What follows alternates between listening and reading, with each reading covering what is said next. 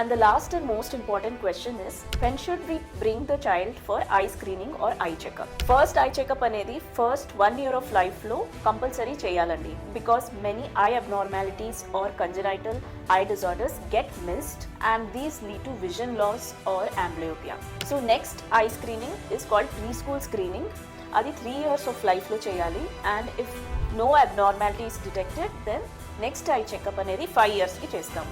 So చైల్డ్కి ఏదైనా I related issue ఉందనుకోండి, సో అట్లీస్ట్ ఇయర్లీ చెకప్స్కి తీసుకుని రావాలి. కొంతమంది పిల్లలు preterm or premature or low birth weight పుడతారు. సో ఇటువంటి పిల్లలకి ఫస్ట్ 30 days ఆఫ్ లైఫ్లో ఫస్ట్ ఐ చెకప్ అయిపోవాలి. అంటే పుట్టిన 1 నెల లోపల ఐ చెకప్ కంపల్సరీ చేయాలి to prevent retinopathy of prematurity. So these are the most important precautions both parents and children need to follow